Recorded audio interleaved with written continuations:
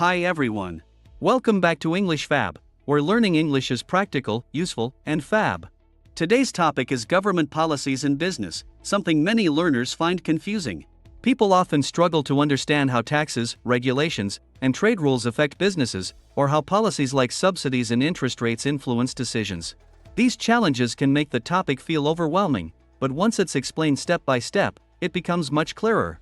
In this lesson, we'll start with a natural conversation that shows how government policies impact businesses in real life.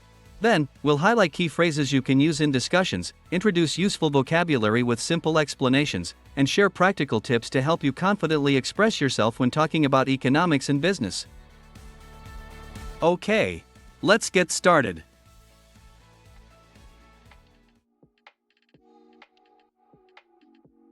Tom, I'm struggling with this section about government policies. How do they really affect businesses?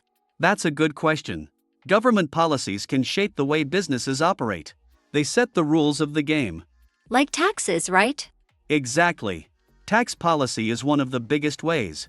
Higher taxes can reduce profits, while tax cuts can encourage businesses to invest. So when governments lower taxes, businesses are usually happier.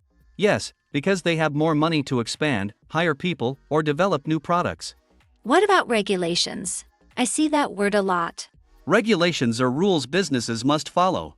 For example, safety standards, labor laws, or environmental protections. So regulations protect people, but they can also increase costs for businesses. Exactly. That's why there's often debate about whether regulations are too strict or too loose. What about trade policies? Do they matter too? Absolutely. Trade policies decide how easy or hard it is to do business with other countries. For example, tariffs make imports more expensive. Oh, tariffs. So if a country puts tariffs on steel, companies that use steel will have to pay more? Exactly, and that can raise the price of cars, appliances, and many other products. I see. And what about subsidies? I've heard of those too. Subsidies are financial support from the government to help businesses. For example, governments might give subsidies to farmers to keep food prices stable. So subsidies are like a boost, while taxes take money away. Yes, that's a simple way to put it. How about monetary policy? Does that affect businesses too? Definitely. Monetary policy involves interest rates and money supply. If interest rates are low, it's cheaper for businesses to borrow and grow. And if rates go up, borrowing becomes expensive, right? Exactly, and that can slow down business expansion. What about government spending? That's fiscal policy. When governments spend more on infrastructure like roads or railways, businesses benefit because it improves transportation and creates demand. So basically, government policies can help businesses grow, but they can also make things harder. Exactly. That's why businesses always pay attention to changes in policy. And that's why our teacher keeps saying businesses and governments are connected. Right.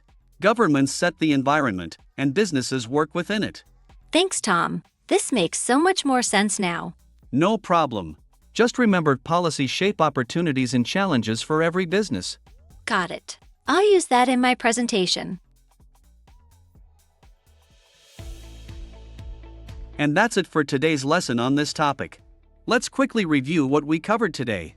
What we talked about: taxes, profits, and their impact on businesses. Regulations, trade policies, and subsidies. Monetary and fiscal policies shaping growth. Key phrases. Tax policy is one of the biggest ways. Higher taxes can reduce profits, while tax cuts can encourage businesses to invest.